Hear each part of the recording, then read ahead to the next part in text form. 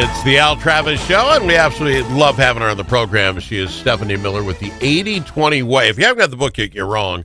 Zero Waste Living, the 80-20 Way, the busy person's guide to a lighter footprint. Stephanie Miller, check her out. Stephanie, how are you? I'm doing great, Al. How are you? I can't complain at all. I like the holiday weekend, having a little extra food. We talk about food waste and that sort of thing. My wife and I watch it very, very close. Nothing go to waste in my house. So that was good. So, yeah, I'm feeling pretty good about myself. Yeah. Can I just say, I think this is now your show in Rochester, Minnesota, which is my hometown. Is that right? That is absolutely correct. Okay, yes. Thank you for busting the news. Yes. As of today, we are also now being played in Rochester, Minnesota. KROC AM 1340. I appreciate those guys for trusting us enough. And you're an old Rostonian. Whereabouts in Rochester? Is it Rostonian? Rochester. I've never heard Rostonian. You can make that up if you want, but I did. At least back when I was there, didn't consider myself a Rostonian. But yeah, I went to Mayo High School, which I think is still around. Go Spartans! And and I have at least one friend who's still in Rochester, Minnesota. So shout out to Deb, who I think loyally watches your show even before you were in Rochester. And for folks who don't know, you can join us and take a look at most of all the stuff Stephanie's did with us, either on the Al Travis Facebook page or the Al Travis Show on YouTube now. So, yeah, thanks for bringing it up. That was very nice. And hi to Deb. Hopefully she'll listen live now. That'll be good. Yes. So what do we have to chat about today? For folks who don't know you, maybe that for Rochester folks that have moved on or moved in since you left, you really wrote this book about how a normal human like myself, who probably doesn't get up dreading about the planet's survival, but the title itself, if you did 20% of the work but got 80% of the results, wouldn't you do it? Right. And even me, 5 years ago, whenever we met, I was like, I got to have her on. Let's see what she's talking about. And you've changed my life. It's amazing how often this stuff is coming up.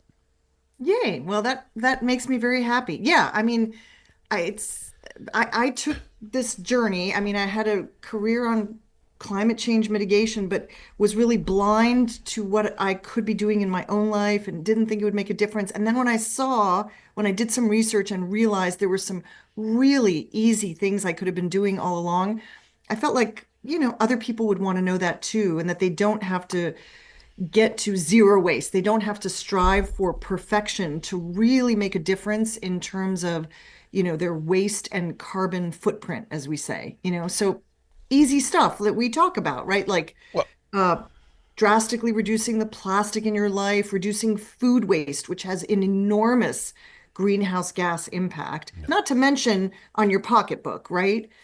Well, most of this is that same way, and I would give you most of the tips you throw out are saving me money. It's not costing me to do it. But the other one that I think I got since you and I met, maybe I can share this.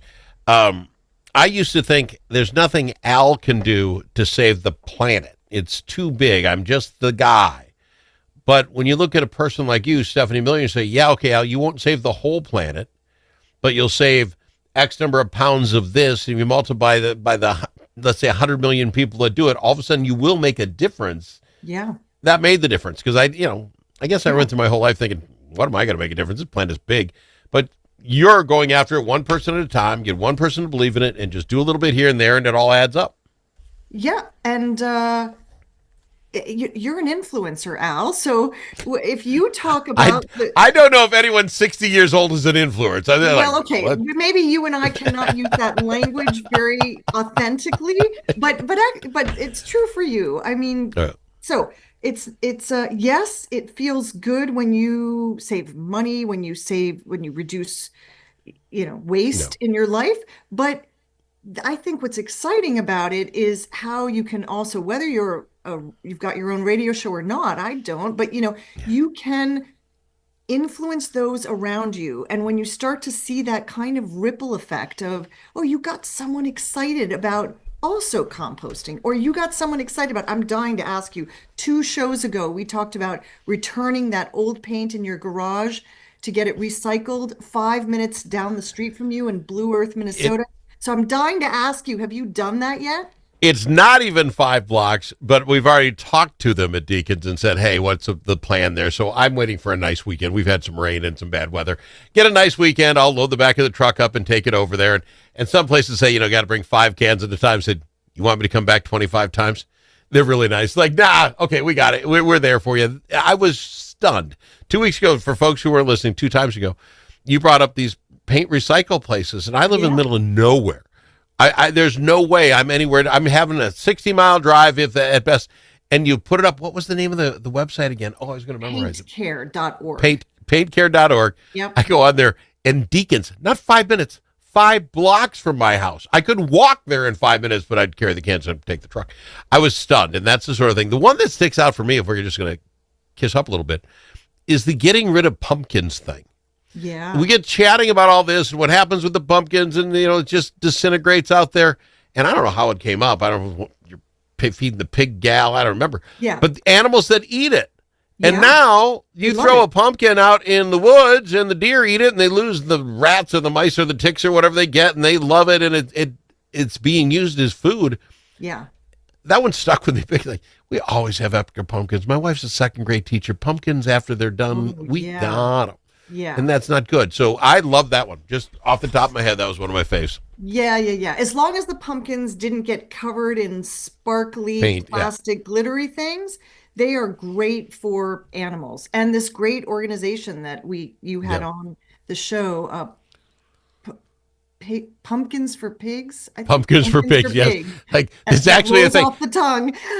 Yeah, they are doing great work partnering with farmers and residents Yep. and trying to make sure to divert all that food waste Yep. to where it can actually be used. So yeah, I that's find the internet is going to help you guys save everything. Because the fact there's actually we started talking about these, what do you do with these pumpkins? And there's a Pumpkins for Pig chick that literally puts this whole thing together, and you can find the closest pig person with pigs who will take in your. Minnesota. It's amazing. I'm just stunned. I mean, Yes. thank God there's a lot of you people out there doing that sort of thing. What kind of topic are we talking about today, you and I? So I thought we could pick up again. It's still spring, and actually now it's starting to in DC where I am, it's starting to feel like spring. Nice. And I've had a lot of questions from people lately about sustainably spring cleaning, decluttering and doing it right by yourself, by the planet, by your neighbors. And so I thought we could talk for a few minutes about what to do with clothing when you're done with it for whatever reason. Oh, that hits the Al Travis household huge. We're going to talk about that. I got to go to break first. What a great lead. What to do? Decluttering, clothes especially. We'll talk about that next with Stephanie Miller. She wrote the book on it, Zero Waste Living, the 80-20 Way. More right after this.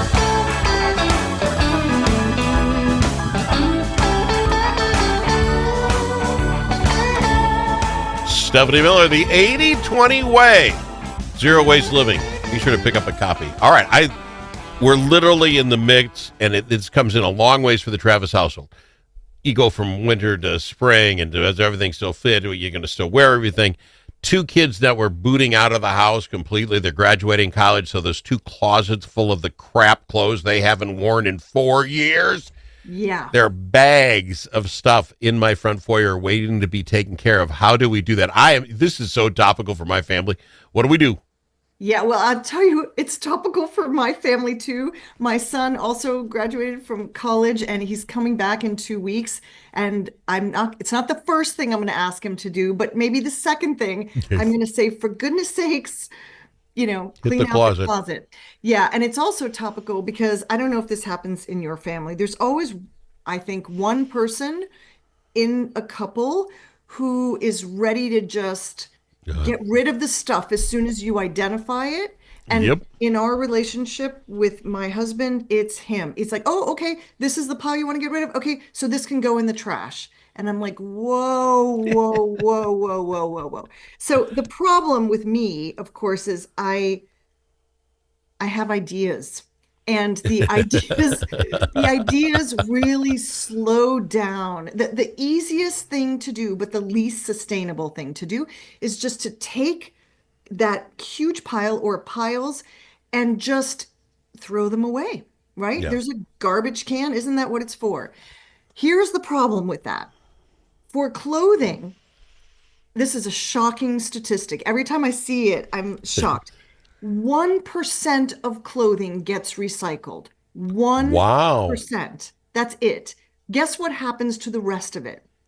Decomposes in a field somewhere. Yeah, so it gets burned, incinerated, it gets sent to landfills, it gets sent overseas to not landfills, to beaches, and there's just no room for this stuff.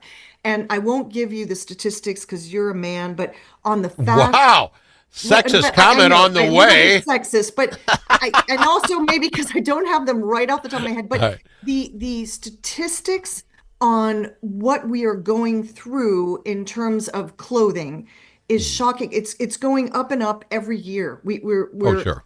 I believe buying that. more clothes and we're touching less of the clothes that we buy, using less of it. Anyway, so there's a problem with it's very unsustainable, the production of clothing and our use of clothing and getting rid of it. So, what do you do when you're in your fill in the blank, your weekend where you're decluttering Ooh, and ooh, you've ooh, got ooh, these piles? Okay, yes, oh, Al, I okay. call on This you. is what we did. This is what we did. So this is why I know this works. Okay. So a lot of clothing. I work in radio. Other than the buttocks of my jeans, not much gets worn out. I don't wear out a lot of clothes. My wife's second grade teacher, kind of the same. So when we get done with clothes we haven't worn, when we get in the closet, hey, I haven't worn this for a year, it's gone. So where does gone mean? We have a thing called 12 baskets in the next town over, which is a nice, they take those good items, they put them back up and they sell them for cheap for somebody who needs them again. So thus recycling those same clothes. Yes. Coats are the same way. We live in Minnesota. You need a lot of coats. You get through a winter and realize, yeah, those three over there, I didn't wear the whole winter. Neither did my wife. There's 6 coats to this thing. Same with other material. Right. The other thing we do is with things like intimate things, my socks, my T-shirts, I put those into a special bag, take them to the garage, and I use those as towels in the garage, woodworking, that sort of thing. Because you need them, and Yeah. I got them, Yeah. and so that's what we did. Now Oh my shoes, gosh, Al. what? I think you should just be the guest on your show talking about It's only because of sustainability. you. The No, only reason it's this not because crap of is me. it is. You did this before you met me. I know you must No, have. well, we might have not, but as often we would have thrown something out. Who wants to wear my old jeans? We take that. Shoes are another thing. Yeah. Good God, we got a lot of shoes around here. They're not. I don't wear out tennis. Some poor guy might need a tennis shoe. Here it is. It's yours. I have no Yeah. problem with that. Instead of Yeah. throwing it out. Yeah. Okay. So, I'm not a Did I do teacher, good, but I give Coach? you a gold star. But that's exactly what you're doing is basically you are you're living what I try to say, which is if you think about your clothing in 2 categories, the stuff that someone could still use, like respectable, Sure. like Yeah. you hold up a Holy t-shirt, you Yeah. could say someone could use it, but that's just crap. That's not Yeah. true. So if you could respectably, Yeah. respectfully give something to someone that they could use, the there's that category of stuff, and then there's this stuff that really does need to be downcycled, recycled, repurposed. Okay. Yeah. So the what you're doing is essentially separating those 2 things and finding a good next home. And I Yeah. will tell you, that's the first category. Someone could use it. Here's the really tempting thing is to go to I don't want to trash any organization that collects clothing and resells it because I think there's a huge benefit Market. there to Yeah. be had. The question to ask is what happens with the clothing they don't sell? And the problem Oh, with a lot of these places is if they don't sell it, they ship then it it's a tragedy. overseas or they put Oh, it in the garbage.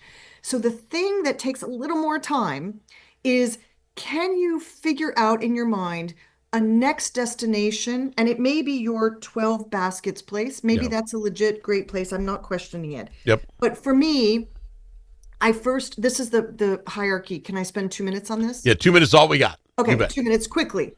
So I look at a piece of clothing. I have one right now in the closet. Beautiful sweater my husband bought me. Don't tell my husband, but because it was a really nice brand, Yeah. really good quality, but it looks terrible on me. Terrible. And My wife has so half a closet with that. Yeah. Okay. I've worn it once. It is in pristine condition. If I give it to Goodwill, probably they'll sell it, but I can give it to a relative who will actually put it to good use and it'll look Yeah. good on them. So I first take the time to realize, is there anyone in my life that I think There. might like this? No pressure for them. I take a picture, send it to them. If none of that stuff works, I do try to go one step further and separate out professional clothing from Oh. t-shirts, jeans, because professional clothing can be used by charities who specialize in getting people back on their feet. And we Love take that. the time, there's a local charity to bring professional clothes there. And then the rest of it, yeah, you can thrift it. You can use those online, like Trash Nothing, Facebook marketplaces to give them away or even sell them if they're in good shape. But I love the fact that you take your, what did you call them, undergarments, and use them as rags. That's what we do too. And they make fantastic rags. And you can They do. seemingly never get enough of these things. Agreed. Now we got to go. We got to go. I'm out of time, but I will throw this out. You bring up Facebook Marketplace.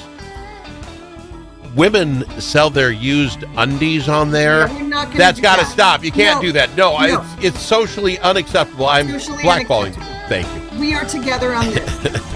I love having you on. Stephanie Miller, Zero Waste Living, the 80-20 Way. Thanks for doing this with us. Love having you.